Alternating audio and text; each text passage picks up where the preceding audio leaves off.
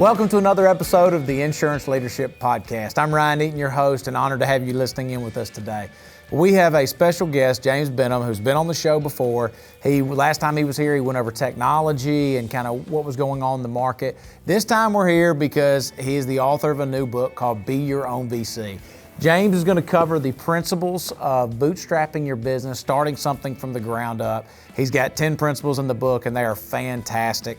We're excited to have him on the show. But one other thing we're going to be doing is the first 25 people that comment or share on social media today, you're going to get a free copy of the book sent to you. So with that, let's go ahead and hop into the show today. James, thank you for being on the show today, buddy. Good to be here in person, Ryan. So you flew over this morning from Texas. Weather wasn't looking good. We thought we were going to postpone it again for the second time, but very thankful you're able to be here. Glad to be here. Always enjoyable going flying, and always good to be here at Morgan White headquarters. That's right. In beautiful Ridgeland, Mississippi. There we go. Well, man, your book, you just published it. Yeah. Tell us a little bit about it. Get us kicked off with that. Well, about 2.5 years ago, I'd exited my one of my software companies and sold it. I kept the rest of the business in 2018. And about 2019, I started saying, what we did and what y'all have done here too, is not the path that's talked about a lot in business. That's right. And bootstrapping, using your own resources to build a business rather than going and raising money, is the long, slow, hard, painful way of building a business. That's right. But it yields so many great results. And so I said, it'd be good to write a book about this while it's still fresh on my mind, the exit's fresh, and we can talk about not just how to bootstrap a new business, but how to apply bootstrapping businesses, in particular, bootstrapping principles to existing companies. And in the cases I referenced here, I referenced insurance companies and construction companies. So I've done a lot of work with construction as well as insurance. And so that was really the idea, is, hey, let's just talk about bootstrapping. Let's talk about that mentality, that capital efficient mentality. I had no idea when I planned on this that the capital markets would freeze right before, the public markets would take one of the worst years ever. The private equity and venture capital markets would take a total nosedive, and the hot topic du jour would be capital efficiency and how to bootstrap off the money. I had no idea. That was not intentional. Perfect timing. Yeah, perfect timing. Play that one, right? Not my own. Not my own. I just thought it was a good time to write about it after having an exit. I kind of feel like, a lot of people can write books about a lot of things, but a lot of times it's premature if you haven't experienced it yet. That's right. And if you hadn't had a successful outcome, you're just hypothesizing on what the successful outcome could be. And in our case, it went so well for all of us that I was like, we need to talk about this. But then, I spend a whole chapter talking about how you can use bootstrapping principles to innovate inside of existing large companies, because that really is a common topic too. Well, speaking of being innovative, one of the things we were talking about just before we got started, you said you had the idea in your head for about 2.5 years, and I was asking you what the process was like writing it, and you told me something I'd never heard before. Why don't you kind of share how you recorded everything and kind of your whole process? Well, Ryan, like you, I am a talker. That's right. That's right. One thing you and I share in common, right. Is we enjoy talking. That's right. We also enjoy listening, right? That's right. It's why we both podcast. It's our strength, though. It's our strength. That's right. This is our strength. Strong so zone. True. So true. You've been that way since you were at Mississippi State, and I was at Texas A&M. That's right. And so I'd say that I recognized a long time ago that I will speak a lot more and a lot higher quality content than if I sit down at a keyboard and type. And so I hired a crew to come in and film me speaking the book, so that we would have all of our video clips of talking about the book before we even went to editing. And then I spoke the whole book, and that was partly informed by years of podcasting, because I had 2 podcasts. Now I have one because I handed one over to a co-host. But I also informed by some friends of mine who actually studied how much content people produce when they type or speak. And it turns out that you speak 10 times more than you'll type. On average, the average human will speak 10 times more than you type. So interviewed it, put the audio down, laid the video down, then we transcribed it. And then I had a wonderful editor who was my marketing director for 10 years, Liz Beechenor, came in and turned that pile of words into a book. She was an amazing editor who edited it down, because that's really the the hard thing, I think Mark Twain said it. I would have written a shorter letter, but I didn't have enough time. That's right. So it's really hard to take a large body of content and chop it down. And so went through probably a year and a half of that process of just refining it until it got down to the size that I'd be comfortable with, because I don't like large books. Perfect. Yeah. So I read the book. Yeah. Phenomenal book. Great. I like the points. I like how you broke out the chapters. Who would you say is your target audience for this? Because I think anyone in business, obviously anyone looking to start something is crucial to me, but you probably see some things that I may not see as being the person who wrote it. Yeah, there's really three groups that I was trying to reach with this. Now, the first and most obvious one is people looking to start their own business, and they're evaluating whether they go and raise money. That's right. Or raise a bunch of debt, or they try to bootstrap. And my definition of bootstrapping is building what you have to build so you can build what you want to build. In other words, starting a service business that can generate a profit from day one, right, so you can use the profit from that service business and then build the product business that you really want to build. And look, Morgan White, y'all did the same thing. You did the same thing. You started, you can't just jump into being a carrier. No. You got to start a brokerage, and then you can go into being an MGA, and then you can go into being a carrier. Right. When you get enough capital, you can do whatever you want. That's right. But unless you want to go raise a bunch of capital and give away most of your carrier, getting to be a carrier, bootstrapping to a carrier is possible. That's right. Because you proved it. But boy, it's hard. And so that's really the obvious group. Number one is the startup entrepreneur. Okay. Group number two is the corporate intrapreneur, people that are inside of a large company that are a medium to large company that want to innovate. They want to build something, but they don't want to have to go to their corporate innovation committee or their corporate venture capital arm and raise a bunch of money internally. That's right. And I've seen this happen with a lot of insurance companies where you have some really innovative people. They don't want to leave and start their own business. They love working in the company they're at, but they have, the corporate venture arm or the corporate investment committee, whatever you want to call it, is, might be being tight with money, or maybe they're having a hard time raising money internally. And so my argument is you can use the same principles to start a new service line that can then bootstrap a new product line. And then the third audience would be people actually deploying capital, because it turns out I'm a limited partner at a bunch of venture capital funds. I'm an investor in VC funds. So this is not an anti-VC book. That's right. This is about them and them wanting to be capital efficient. Another perspective. Yeah. It's like when a second and a third round's not available, how do you teach your companies, your portfolio companies, how to be capital efficient with what they have? So I think this book was written, and I'll say that as I mentioned in the intro, this is not your first time on this podcast. Previously, we had you here talking about technology, great information, but I felt like given the state of the economy, the timing of your book coming out, there's a lot of people, whether it's in the insurance industry or other industries, losing jobs right now. That a lot of people kind of rethinking, hey, all these acquisitions in the insurance industry, maybe my agency has been bought by bigger agency, and I'm not a huge fan of kind of the direction and everything, and they got me kind of going in, and they want to do something different. I guess my first question to you is kind of as we get into these principles, and I'm not going to ask every single one of them because I want to make sure I leave some stuff in the book, but I do want to hit on a few.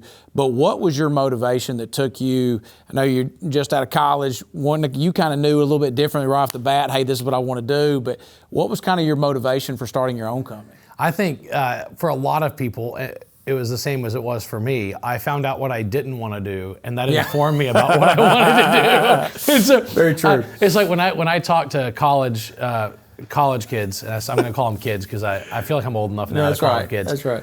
When I mentor college kids, and I've been mentoring students at A&M for about 15 years now, largely in the area of business and career. That's the area of mentorship. I try to stay in my lane. You know what I mean? That's very fair. I'm not like a personal coach. That's not. I'm like, look, I don't know what you're going to do personally, but I'm here to talk to you. I can help you here. I can help you with career and business. I love it. And so when I talk to them, I say, there's a couple things that are really good about being young and straight out of college. And that is, first, you're used to not making any money. That's right. Second, you don't have a lot of obligations in life, or at least hopefully you don't have a lot of obligations in life. Hopefully you're not married with kids. And, That's right. And then, you know, there's a lot, and you have a really high tolerance for risk because your baseline's so low. That's right. And so for and me, ramen noodles still taste good. and I had a lot of years of ramen noodles and tomato soup and mac and cheese, and it wasn't that big of a deal. And so that's one of the things I see, and to speak to your scenario, you know, let's say there's an agent who's not happy with how this sale went, and for me, I wasn't thrilled with the large accounting consulting firm I went to work for. I went to work for, at the time, one of the big five, now it's the big four. Great firm, like really great people, but the travel schedule was bonkers. It was every week, 5 days a week. Yep. So I was gonna be gone 90% of the time. And I just didn't see how I could have a life. Mm-hmm. And secondly, you know, just the pace of work was, I don't mind working hard at all, because I've worked, you know, I've worked far more hours starting the business than I would have working for them. But I just didn't feel aligned with that type of company. And I also noticed that over half of people quit after year 3 or 4. Mm-hmm. I was like, man, that's a lot of attrition. I mean, that's a lot of attrition. I mean, it can't be that good if that many people quit that early. And so I went back after my second internship, and I was like, I called my dad. I'm like, hey man, let's go into business. I know you got your Teflon business, but you always said you'd back me. You know, he ended up putting a whopping $5,000 into the business, and and gave me a credit line for another $63,000. So I mean, you think for the price of a SUV, we started this company that has employed hundreds of people and generated an incredible amount of product and revenue, income, profit. I mean, it's really been an amazing journey, but it all started with just building some websites for people. And I think that with your agent scenario, it can start just as simply, because if you're already licensed, you can go hang your own shingle and, you know, go chase after accounts. Well, I think that too, just to give everyone a little more background on James and his company. James has over 300 employees doing business all across the United States, all 50 states. He's got offices down in Argentina. I mean, you're doing a ton of different things. South Africa as well. You're making a lot of things happen, and you started it all from scratch. So we're kind of getting these information, these principles, so to say, from someone who's been there from day one, right? And now we build 100% of our software is built in the insurance business now. Yeah, it was 50-50 construction and insurance. But you know, if you know anything about construction, you know a lot of that was an insurance overlay on construction. Right. That's right. Because we were really dealing with the surety bonding part of construction. That's right. And we were dealing with, you know, the something called sub-default insurance, SDI. So we had some really interesting specialty lines that we were dealing with there.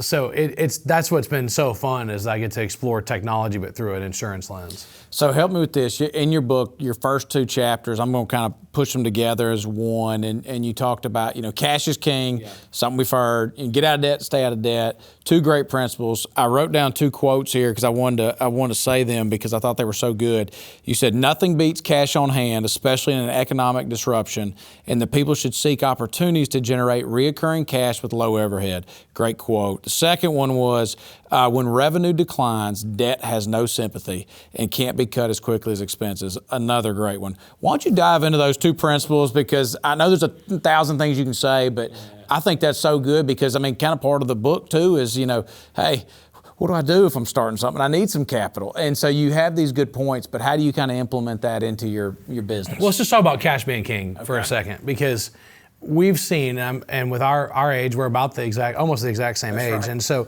in our short 20-something year career since college, you and I have both seen some crazy stuff happen. Yeah. And we've seen some really healthy businesses that went out of business, not because they lacked revenue, but because they lacked cash flow. They ran out of cash to operate the business. And that's when you see a business suddenly fail, it's because they ran out of cash. You know, you have accounting scandals, because you can play games with your books you know, obviously most creative accountants go to jail, and most creative accounting tactics are illegal. So I mean, let's just be clear. You know, creativity is not encouraged in accounting. True. And I got an accounting degree, you know, and they always said that in college. They're like, don't get creative with accounting. We talked about Social Security at lunch, and we said it's basically the biggest Ponzi scheme. And we were kind of getting into that, and we said, it's funny, Bernie Madoff did this, goes to jail. Our government does it every day and keeps going. They keep going. It's perfectly fine. When you look at the latest Ponzi scheme, FTX, which is going to be pretty big, tens of billions, we think. It's big. I mean, it's amazing that this guy, SBF, Sam Bankman-Fried, that he was able to create a Ponzi scheme almost as big as Madoff's in far less time. So. And that he was so publicly defensive of it was hilarious. But he's going to be in jail. But that ran out when cash ran out. Cash is always the guillotine over the neck of those kind of business. That's why when you see an economy turn and interest rates go up, you can bank on it that the Ponzi schemes are going to have a hard time staying around, because what happens? People redeem their interest. And because they want cash. Because when things get bad, people seek cash. In particular, when you can make 4.5% on treasuries. So cash is king. And now is going to be a time when the people who, like me and my dad and you and your family, who are super conservative and really careful on cash flow and watch cash flow, will have some buying opportunities to buy distressed assets from people who were not careful about cash flow. Now, cash flow and debt go hand in hand. Because if you're really heavily leveraged, like you did a big LBO, the big leverage buyout, and you levered a business up right before there's a decline in revenue, boy, that's like a vice. Yeah. You got the vice on the top end. If you use a vice clamp, one side of the vice clamp is revenue declining, and the other side of the vice clamp is debt. That's right. In particular, what we're going to see in the next 2 years is all the variable rate debt come home to roost. In the United States, about 20% of homeowners are on a variable rate mortgage. In the United Kingdom and Australia, it's supposedly around 80%. I read that this week. 80%. Crazy. And now those rates, they might be on a 5-year arm, right?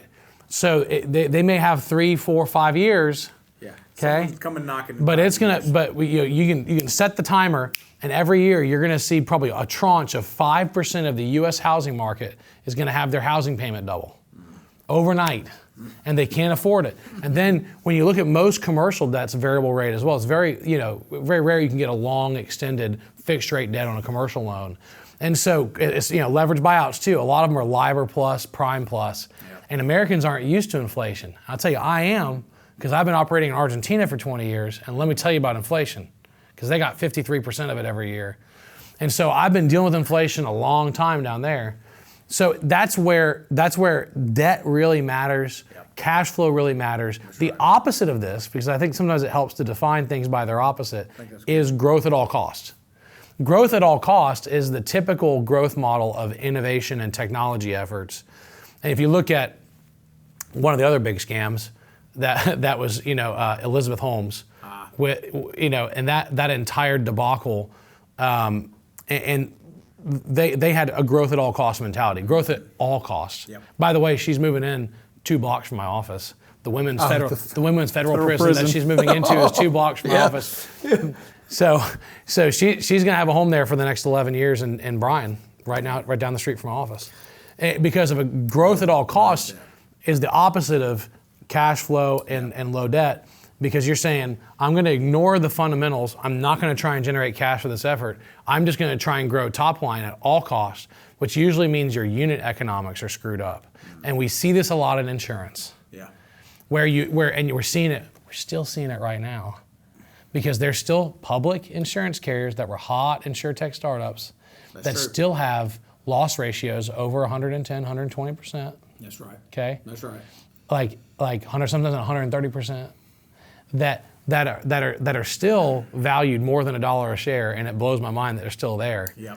But the chickens are coming home to roost. Well, you see that, and I'm not going to say the name of the companies, kind of like you didn't, but it's kind of one of those things. I've seen one go from $120-something a share to now at $4 a share. And great company, their model worked, but they weren't paying attention anything to their debt. They weren't looking at they weren't looking at premium versus claim. Let's just say they weren't looking at premium versus claims. That's right. They weren't looking at the most fundamental thing you look at in insurance, which is you have to charge more, a good bit more than you pay out in claims, because you have this other thing called SG&A. That's right.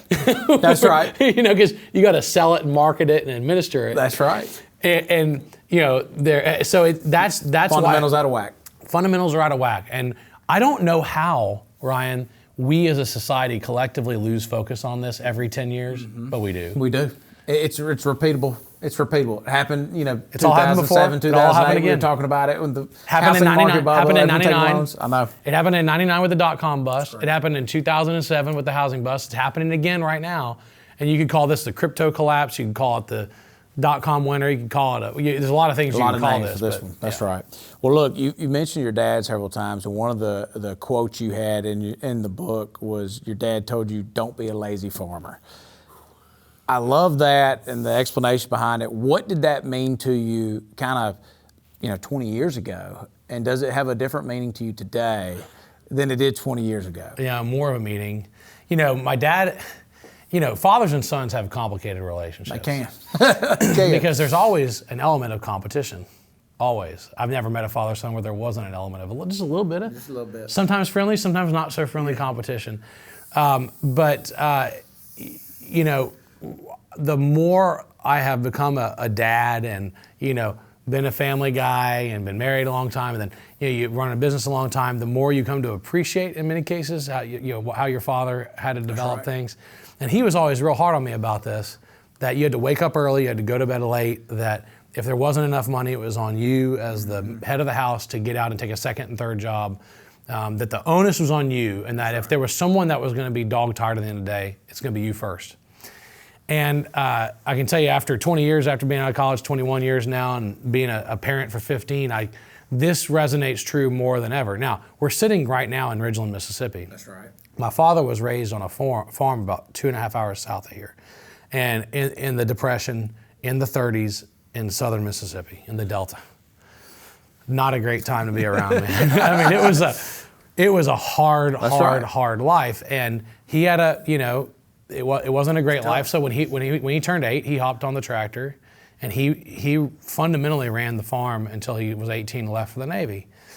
And At 8 years old. At 8 years old, he was running a tractor. Wow. In Mississippi. That's impressive. Yeah, and one of the things he loves being up here because he, ironically, and we just have to tell the listeners through this, a random chance ended up getting a second house here in Madison, and he spends about half his time here. So he's all his old high school buddies now. 4 minutes from our office. Exactly. 5 minutes from I our know, it's office. crazy. It's crazy. There's no rhyme or reason other than James and I met 2 years ago, a year and a half ago, something along those lines. James starts coming over here, and within 3 or 4 months after that, my parents just put an offer on a house in Madison, Mississippi.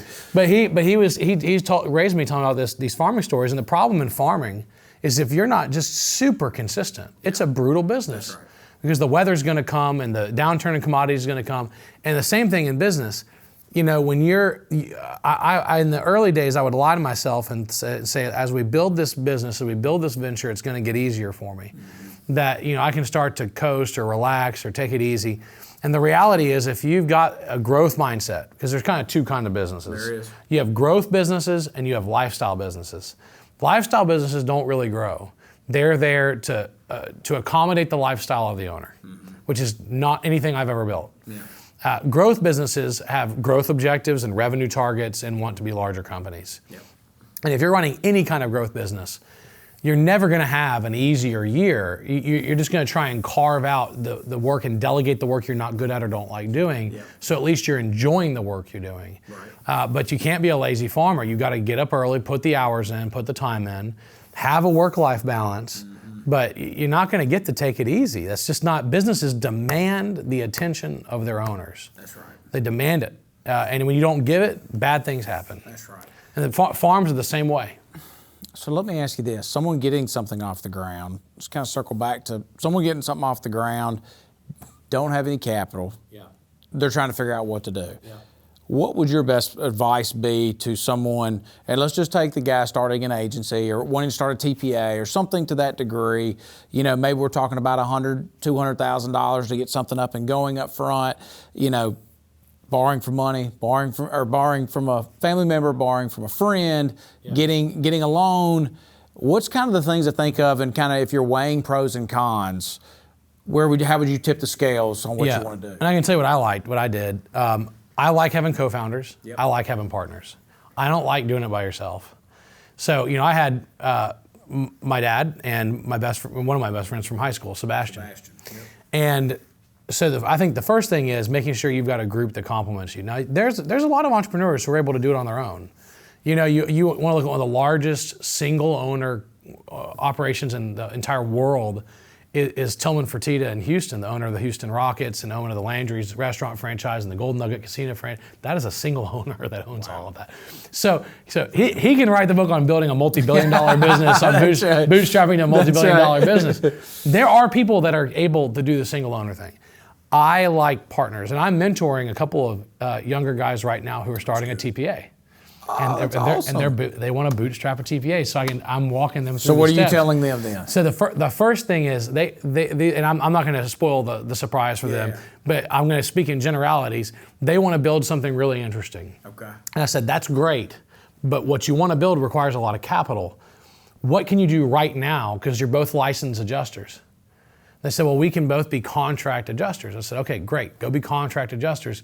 Can you form a TPA? Yeah, we're actually in the process, right? Okay, great. Form your own TPA. You're both adjusters. You can both do the work, right?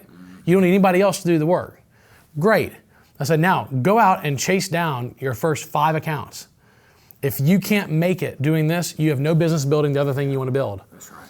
Because what they want to build is around technology and some other really cool things. Yeah. Again, I'm not going to spoil their surprise, but they want to build some really cool stuff around technology in the adjusting and TPA world. Yeah. I'm like, cool, but if you can't build a claims adjusting business, then you have no business building that. Get your proof of concept. Prove Yes. you can sell then go do this. And my point to them was, you can be your own beta client. If you build a successful TPA, you're both already licensed adjusters. That's right. You both have 6 years, 8 years, 10 years of experience. You can go adjust claims right now as a contractor, then you can go adjust claims as a TPA. Yeah. And then as you build up your cash flow, you can allocate a portion of your cash flow to investing in the technology you want to build, and you can be your own first beta client. So you're pulling me into another question I had, and it was talking about building the things you need to build, you know, and then you can build the things you want to build. So a mentor of mine passed away about 1.5 years ago from Texas. He used to always tell me, he said, do the things you need to do when you need to do them, and there will come a time you can do the things you want to do when you want to do them. Yes. And when I read this in your book, I was like, oh my gosh. I was like, I know they're not the exact same, but Pretty the close. same concept. But it requires discipline and suffering. So just to be clear, it requires suffering. That's right. Now, depending on the level of suffering is how much you hate doing the thing. Like, what if you're an adjuster and you don't like adjusting? What if you hate adjusting? Well, it's going to be a really That's painful. gonna be tough. It's going to be really That's right. painful. Whereas my bootstrapping was building websites and custom software, and then I got into insurance 3 years later, building custom software, and then I built insurance products. So I did the long, slow, painful ride, right? But I think that it is helpful to be doing something that you actually moderately enjoy doing. I really enjoyed building enterprise software. I didn't enjoy building websites, but in 2001, there was a lot of that work out there. That's right. And so I went out and did it. You did what you needed to do. I did what I needed to do, and I just endured it. So taking you to a deeper side, kind of the entrepreneurship side of things, and kind of building your own business and kind of looking at that. One of the things I really liked in your book, and you talk about your dad several times, there's obviously a big mentor to you, obviously a big factor in your life. You kind of brought into the fact that how, hey, he wouldn't let me go in or take over kind of his stuff, but he always brought me to go help sweep floors, help pick up checks, help deposit checks, help do stuff to kind of get you engaged in the business. And you had several different things, you kind of helping kids understand your passion, and then also managing by sweeping floors. Those were 2 great points that, I felt like as people kind of get their businesses up and going, to kind of help get your kids involved. But it's a family deal because your family's paying a price as well with you going and working. And hit on that for a minute if you don't mind. There's a lot you can go into that. They do pay a price. I mean, Yeah. they're the ones who are having dinners without you when you're on a business trip. And I, at my peak of travel, I was gone 140 days a year. That's a long time away from home. Too long. Yeah. I backed down. And part of the reasons I got my pilot license, by the way, which is another discussion for a little bit later, but is I wanted to be home earlier at night because I just got tired of missing dinners. I got tired of missing events. So they do have to pay a price. It helps if you involve them so they understand what's going on and why and what the goal is. And they can give you feedback on whether or not you're the edge or not. That's right. So I think that's a big deal. My dad always said, he goes, look, I'm going to do two things for you, which I didn't understand how big they were at the time. I'm going to get you one American car. That's what he always said. He's born 1938, domestic. It's going to be domestic. Well, it's going to be no Toyota, No, he was going to get a Ford, a Chevy, or a Dodge.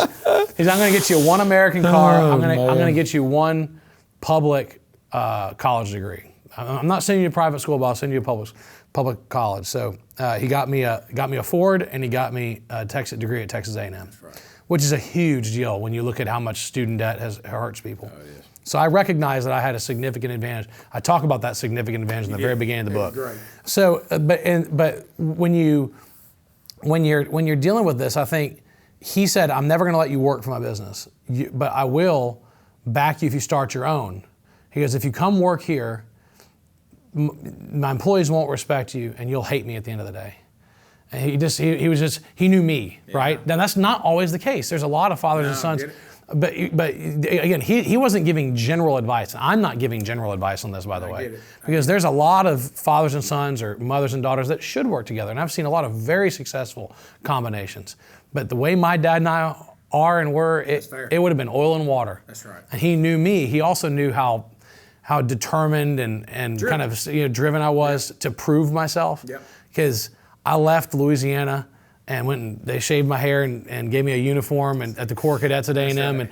And I chose the harder path because I wanted to prove that I could do it without my dad, to be honest. That's why I didn't go to LSU. It was just about, I know my reasons. I wanted to prove I could do it. Yeah.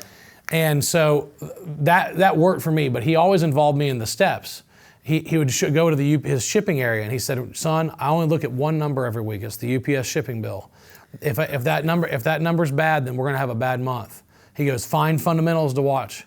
And then we'd go sweep. He goes, son, always look at this. He goes, look at this.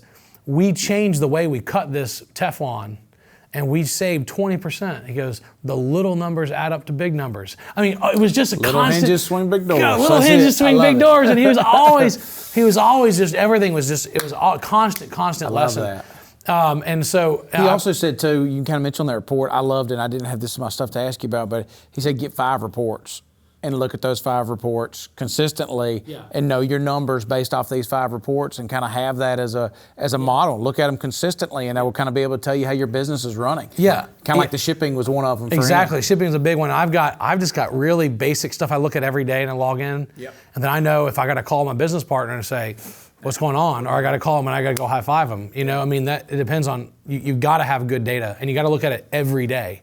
I mean, business and entrepreneurship and intrapreneurship, innovating is a daily habit, not a weekly habit, not a monthly habit, and it's not a side gig. And so that's why I think it's, in this case, talking about family, I travel with my daughters a lot, try and bring them, show them what's going on. I take them to speeches. They've seen me give countless speeches. Yeah. They critique them and give me notes afterwards.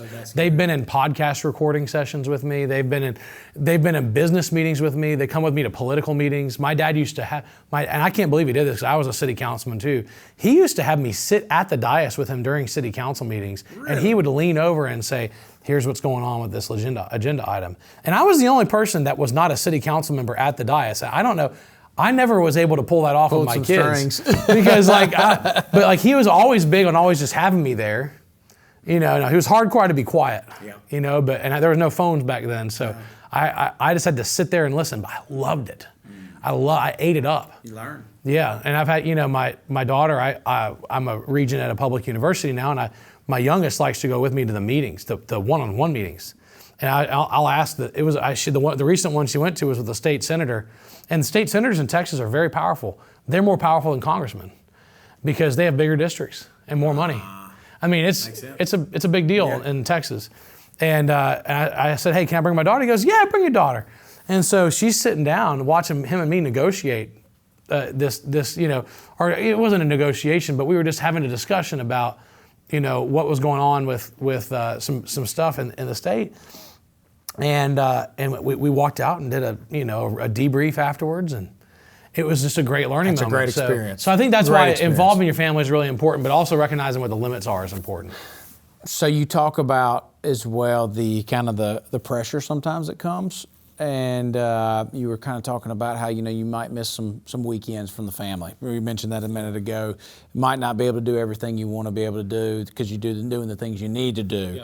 Yep. Then you kind of get into the fact you're talking about kind of employees, and you got kind of sometimes their Christmas or their livelihoods kind of based off the decisions you're making and the all the different things you're doing. There's a pressure there with that as well that comes that a lot of entrepreneurs just don't talk about, right? And you care about your team. You want to make sure, and unless you own a business and run a business, you don't always think about those type things.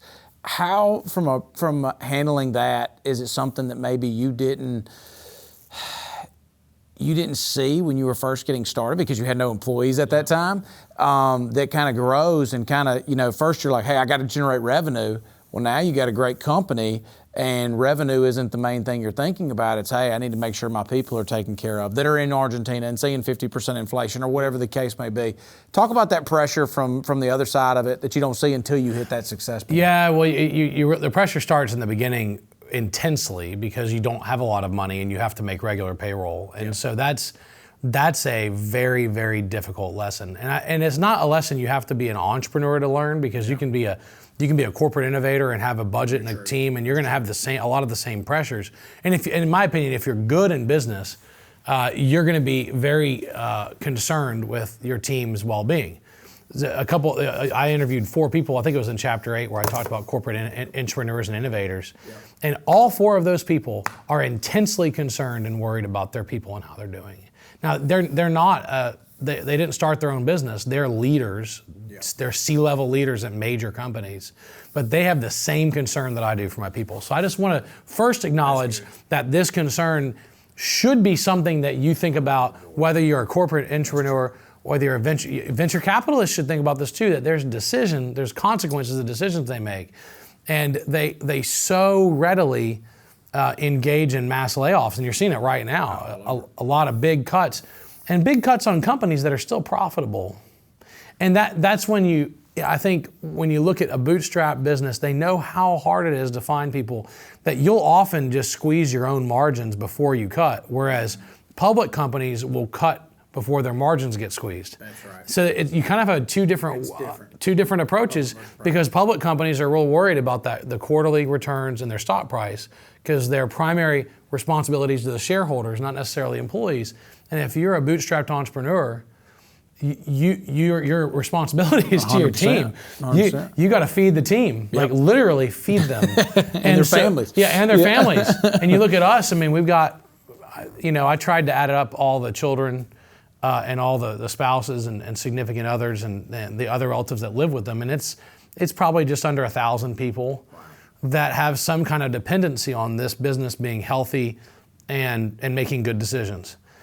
And in the beginning, it will completely overwhelm you, because it completely overwhelmed me. And I didn't sleep for the first 2 or 3 years. And I asked my dad one time, and this was one of the times he did not give me anything remotely useful as far as advice. I said, thanks, Dad. I said, how do you deal with all the pressure? And he said, I don't know, I just don't think about it. I'm like, that is the least useful advice. For me, it took a few years to get to the point where I said, I am going to really worry about running a good business, healthy business, try really hard to treat my people well, try to make good decisions. At the end of the day, though, my people have to be responsible for their own financial well-being, right? They've got to make good decisions and not get in too much debt. And I talked to them about not getting in debt. Yeah. They've got to make good financial decisions personally. They've got to make good life decisions. And they've got to be responsible for their families. I got to do everything I can to make sure that we run a healthy business. And then they've got to do everything they can to make sure they run a healthy family and healthy personal finances. And we both got to take responsibility for our sides. I can't be responsible for every one of the families and their because it's too much. It's literally too much to deal with. And so I just want to try and make sure that I don't send them home. And now we have a very low risk business physically, right? We're not in construction. That's right. In construction, you got to make sure you send them home as good or better than they arrived. That's right. Safe. As good or better than they arrived. That's the rule in construction. And to me, that applies to their mental well-being as well. So how do we try really hard not to beat them up? If we do beat them up too much, how do we apologize and try and make it right before they have to go home? How do we send them home so that they're better than how they came, so that they're not stressed or in a lot of anxiety, or you're going to have tough conversations, and you're going to lose your temper. You're going to have failures as a leader. So how do you learn to apologize quickly so they're not dragging a 10-week dispute out with their boss? That's right. And they're miserable, and they have to leave. Around them miserable. Correct. Yeah. So I think that's the thing. The turning point for me was when I had to say, I can only be responsible for creating a healthy work environment and trying my best, and that's got to be enough. And a good friend of mine, Frank Cox, said that he helped me define winning. And he said, winning is doing the best you can with what you had that day. And so at the end of the day, you just say, considering all the other factors today, did I do the best I could with what I had? That's like the Atomic Habits book by James Clear. It's a great one, and it kind of hits on that same type thing is, do what you can today. Don't worry about yesterday. You can't do anything about it. Win today. Do the things, the little baby steps today, and keep going, making those baby steps day after day. Yeah, like today is a great example. I really wanted to go work out this morning early, but I knew I had to fly. And I knew the weather wasn't going to be great. And I didn't want to be tired when I knew I was going to have to make bad decisions. So my decision-making started at 5 a.m. this morning. Alarm went off like it always does. Woke up, said, no, I need more sleep. I'm going to be too tired if I do this. And then when I did wake up, I immediately jumped into, doing my reading, doing my work, getting stuff ready so that I wasn't stacked up before I got here. Right? You got to think through the day. You got to look at the day and say, and sometimes discipline means not doing the hardest thing or not exercising. That's right. Because it's going to tire you out too much, and then you're not going to be any good. And then I'm going to have a bad interview, and I'm going to have a bad flight, and I'm not going to be on the, all kind of bad things happen. And in flying, they teach you that your flight that's at 2 p.m., they have a checklist called I'm Safe that you run through, but it all starts when you wake up. And so I think you got to look at your day at a time. And say that's all I can control is this day to day and this timeline, and you got to get enough sleep. And I can't underemphasize how important it is for people to sleep well. And there's some things like the weather that we can't control. Correct, right? like today. Today was terrible weather. So help me out this, kind of wrapping it up. We've looked at some of the principles throughout the book, and great principles. A lot of them we didn't go over, just specifically for the people ready. Tell me your favorite principle that we did not go over, the value it provided to you, and how you think it can benefit the people looking at it. Yeah, I'd say that the biggest thing I would say in here is that the number one rule of business is to survive. It was even though it's my number 4, I did that intentionally. You said that the first time we met too. Yeah. You brought that rule up the very first time, and I love that. Yeah, and so I say this in the book, and I'll just read it. Above all else, you must stay in business long enough for good things to happen. This means making tough decisions that drive the long-term viability of the business, not short-term or unsustainable results. Oh, that's good. We are in a short-term world. We are in a quarter-to-quarter world. We are in a world where, look at crypto and the FTX failure and the Voyager failure and all the failure. And this is the beginning of the crypto failures. We're not at the end of this. It's the beginning of the. That entire industry was around an intangible asset that had nothing to back it up, filled with speculators who wanted to make a quick buck on companies that were behind these that were not fundamentally survivable. They didn't focus on survival. No. They didn't focus on having enough cash in the bank. They didn't focus on having good accounting. They didn't focus on having good numbers. My dad always said, have a good accountant, good lawyer, good banker. Mm-hmm. They didn't even have that. Mm-hmm. FTX was a $15 billion thing. They'll run on QuickBooks, man. That's just one small example. Yeah. But there's a lot of talk about environmental sustainability, but man, you can't be environmentally sustainable if you're not fiscally sustainable. Financially stable. Yeah, if you're not financially sustainable, you got to be in business. It's just like playing baseball.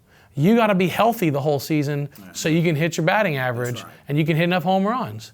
And if you physically don't make it to the end of the season, you're not going to have a good season. That's right. And in business, like I never would have gotten that first break in an insurance company if I hadn't sucked it up for 3 years and built a ton of websites that weren't that fun. That's right. And I never would have gotten to build SmartBid if I hadn't gone all in on insurance, an industry that I didn't know about. But because it was larger contracts and they were profitable, I was able to use the cash flow to build SmartBid. And I never would have had an exit had I not taken years of risk, but focused on building a company that when I sold it was financially sustainable. And so we were able to have a great exit. I did 2 other interviews on the exit, so you can go listen to those, and we can do links maybe to those. We had a great exit. That's right. because the company itself was financially sustainable. And I'm happy to say that the company that acquired SmartBid, that's their main product they're selling now. I mean, for the GC side of things, awesome. It's not the main sub product, but it's the main GC facing product is our product. In other words, 4.5 years later, it was a good transaction. For everybody. And you should care about that. That's right. Like you should care, like after the exit, did what you build stand the test of time? Yeah. Was it fiscally sustainable? Was it technologically sustainable? Did the buyers say that was a good acquisition? Because that impacts your reputation too. That's exactly right. And so I think that's why focusing on survival means that you will keep a long-term focus rather than saying, like a lot of doctors' offices, and I was shocked to see how many doctors don't focus on sustainability financially in their doctors' practices, because a bunch of them told me when COVID hit and they lost all their patients, that they almost went out of business because they all distributed all their profits every month. They didn't keep any cash reserves in the business. They weren't focused on survivability because they assumed that the revenue would always be there. Everyone will always need their doctor, and right? the only thing that kept all these doctors' offices afloat was the PPP program. Oh, wow. And it was because all those doctors have big mortgages and they distribute all the earnings every month instead of saving money. Well, that's not a survival-based approach to running a business. And so that's why to me it's the most important rule in any business, whether big business, little business, is survival. Well, man, I can't tell you how much I appreciate you being on the show today. Flying over here for the show, man, that was awesome. I tell you, I truly love the book, and as I mentioned in the intro, we're going to give away 25 copies of the book to the first 25 people who comment or share the podcast post from today. So we're excited about that, and man, I'll tell you, first class book. I really enjoyed it. Thanks for reading it. Man, yeah, brother. Well, look, that wraps up another episode of the Insurance Leadership Podcast. Remember, a good plan today is better than a great plan months from now. Thank you for listening.